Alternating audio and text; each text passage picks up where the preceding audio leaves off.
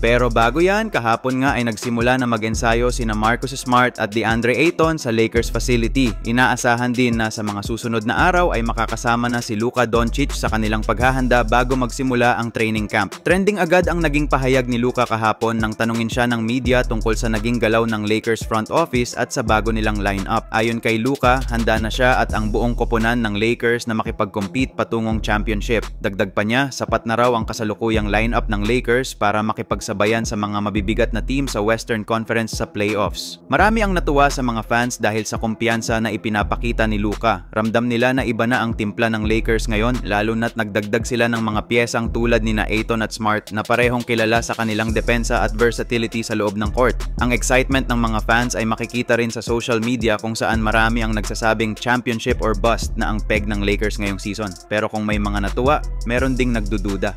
Isa na nga dito si dating NBA star Paul Pierce. Ayon sa kanya, hindi pa rin championship caliber ang Lakers ngayong taon. Bukod kay Luka, wala raw silang ibang maaasahan. Binanggit pa niya na si LeBron James ay papasok na sa kanyang ika-23 season at malamang ay magsisimula ng mag-decline ang kanyang laro. Gayunpaman, may mga nagsasabing nagpapaka-hater lamang si Pierce. Marami pa ring analysts at fans ang naniniwala na kung maiiwasan lang ng Lakers ang seryosong injuries, ang kombinasyon ni Luka, Ayton, Smart at LeBron ay posibleng magbigay ng malaking hamon sa anumang koponan sa West. Samantala, opisyal nang inanunsyo ng Los Angeles Lakers ang pagpirma nila kay guard Jaron Cumberland, habang sa kabilang banda ay nagpasya rin ang koponan na i-waive si forward Arthur Kaluma bago magsimula ang training camp. Bagamat hindi ibinunyag ang eksaktong detalye ng kontrata, malakas ang posibilidad na ito ay isang Exhibit 10 deal. Sa ganitong uri ng kontrata, maaari pang ma-waive si Cumberland pagkatapos ng training camp at preseason, ngunit mananatili siyang konektado sa Lakers organization. Kung hindi siya makakuha ng standard or two-way deal sa ibang NBA team,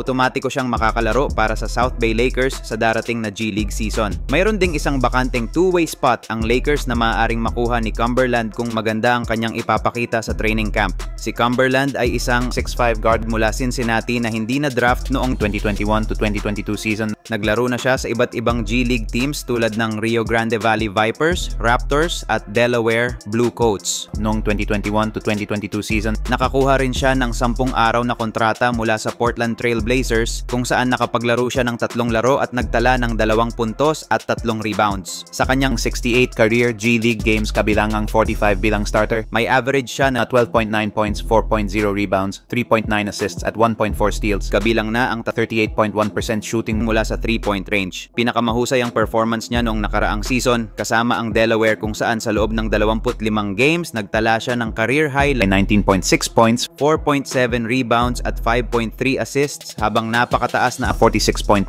mula sa 3. Dahil dito, kahit nasa 28 taong gulang na siya, interesado pa rin ang Lakers na subukan siya kung magtutuloy-tuloy ang kanyang matatag na shooting.